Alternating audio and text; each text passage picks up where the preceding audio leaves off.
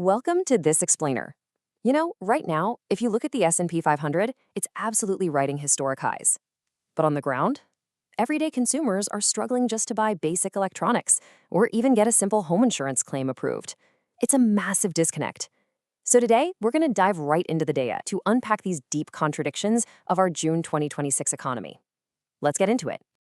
Here's our quick roadmap. We're going to look at markets versus hidden fragility, dive right into the June volatility crucible, explore AI and the Musk ecosystem, contrast that with housing and contrarian value, examine some global and domestic crosscurrents, and then bring the whole shebang together with our dual economy synthesis. All right, starting off with Section 1, markets versus hidden fragility. So, on one hand, we've got the currents. The S&P 500 is just crushing it with a massive 19% advance, literally its best 9-week stretch since May of 2020. The momentum in AI infrastructure capital is staggering, and consumer spending at the top tier holding incredibly strong. But swimming right underneath all of that are the crosscurrents. We're talking fresh military exchanges between the US and Iran causing oil prices to spike. We've got severe memory chip inflation that's about to slam downstream consumer devices. And honestly, equities are showing this wild summertime immunity to bond market warnings. They're entering the month at record valuations, completely ignoring some rapidly expanding supply chain vulnerabilities. Because of that, the smart money is quietly bracing for impact. With the AI stock skew gauge sitting dangerously high, institutions are actively hedging their bets. They're buying up Russell 2000 puts, which is basically a massive bet against the broader non-tech domestic economy. They're also using complex options, specifically put diagonal spreads, to weave a financial safety net. They're essentially financing their future armor by monetizing the complacency we're seeing right now in June. All of this is happening under the surface, while the broader market just keeps on dancing. Moving on to Section 2, the June volatility crucible. We are staring down a sequential climax this month, and the timing is incredibly tight. June 10th kicks us off with a CPI print that's going to rigorously test our inflation narratives against those rising energy costs. Then, just 2 days later, boom, a massive $1.8 trillion SpaceX IPO. That is going to act like a giant liquidity sponge and the ultimate sentiment test for tech valuations. By June 17th, the new Warsh Fed makes its very first policy decision, and that leads directly into quadruple witching on the 18th, where huge volumes of stock options expire all at once. It's pretty much the perfect storm for volatility. Which brings us to Section 3, AI and the Musk ecosystem. When we look at the 2026 mega IPO pipeline, these heavyweights are taking entirely different lanes. You've got OpenAI owning the generative AI operating system layer, and Anthropic pushing for verifiable enterprise-grade safety, but SpaceX stands completely apart. Slated for this month, its estimated $1.8 trillion inclusion into the Russell Index isn't just about software. No, this is about absolute hard tech dominance and building actual orbital data centers. It's a whole different ballgame. What's truly fascinating is just how centralized this capital velocity has become. Elon Musk has essentially built a closed-loop empire. xAI merged with SpaceX back in February to pivot toward those orbit-based AI data centers. Tesla is pumping money in by buying $131 million worth of Cybertrucks at full MSRP, plus they're holding 19 million shares of SpaceX. And over on the hardware side, Terafab is co-building semiconductor factories with Intel to power the whole operation. It is a massive, self-feeding hardware sink perfectly designed to absorb and multiply unprecedented amounts of capital. Now, you might be wondering, why does this matter to you directly? Well, when megafunds like SoftBank drop $87.5 billion into AI data centers for European digital sovereignty, it creates a massive bottleneck.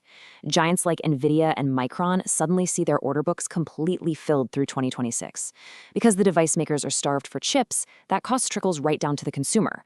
Suddenly, a basic Android phone spikes from $100 to $550. That completely prices everyday people out of basic tech upgrades, and it's driving a projected 14% decline in consumer unit sales. It's a massive ripple effect. Let's shift gears a bit. Section 4, housing and contrarian value. While everyone else is out there chasing this AI euphoria, Berkshire Hathaway is doing the exact opposite. Utilizing just a fraction of their massive cash stockpile, their new CEO, Greg Abel, just dropped $8.5 billion in cash to acquire the Sunbelt homebuilder Taylor Morrison Home. Why do that now? Well, it's classic, strict price discipline. They are completely ignoring the AI premium to snap up tangible, cash-flowing real estate at a huge discount. They made their move right while the target was trading near its 52-week low. Talk about contrarian. And speaking of real estate, local policy is actually proving it can solve these structural bottlenecks. Just look at Austin, Texas. They dropped their minimum lot size from 5,750 square feet down to just 1,800 square feet, allowed up to 3 units per lot, and simplified their whole permitting process. The result? Rents at home prices dropped 19% since 2022. Typical households can now afford 74% of new listings, totally returning to 2019 levels of affordability.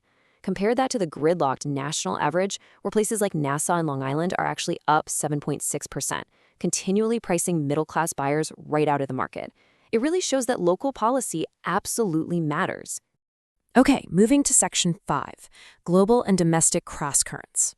Looking globally, we are seeing simultaneous friction points flash all at once. In the Middle East, the US and Iran are engaging in retaliatory military strikes, which is deeply complicating diplomatic efforts. Over in Taiwan, prominent political figures are touring the US pushing pro-Beijing messaging, directly challenging Washington's stance. And domestically, the US Department of Justice is ramping up aggressive investigations and prosecutions against perceived political enemies of the previous administration. We have to look at these events neutrally to understand the sheer scale of the global friction right now. It's a lot of heat all at once. You could actually see this intense political fracturing perfectly in the California gubernatorial race. A heavily divided electorate has completely split the primary. Democrat Xavier Becerra holds 25% as the establishment frontrunner. Right behind him at 21% is Republican Steve Hilton, a former media host benefiting from Democratic disunity. And then at 19% is Democrat Tom Steyer, a billionaire investor splitting the ticket ahead of the November runoff. It's just a snapshot of incredibly intense, deep-seated political division. Taking this all the way down to the individual worker, the reality hits pretty hard. Right now, 25% of American professionals will go at least 5 years without a real pay bump or promotion. Think about that. Tracking 1.3 million workers since 2000 reveals that even in a high-employment environment, a quarter of the workforce is hitting an invisible wall. They're completely stalling out right before what should be their absolute peak earning years. And add institutional failures on top of that. Last year, the top 5 U.S. home insurers denied nearly 50% of all resolved claims. I mean, 50%. Think about the implications there. The essential safety nets that everyday people rely on to survive disasters are quietly shifting their operational models. They're essentially turning into capital extraction engines. That creates an intense ground-level friction that you are simply never going to see reflected in those top-line S&P 500 metrics. Let's tie it all together with Section 6, the dual economy synthesis. Here is our ultimate takeaway. The S&P 500's historic momentum isn't a reflection of widespread economic health. Rather, it's the mathematical outcome of a system reallocating maximum capital toward an insulated, automated elite. Up top, unconstrained capital velocity just shoots toward the sky, fueled by those $87.5 billion sovereign checks and $1.8 trillion index inclusions we talked about earlier.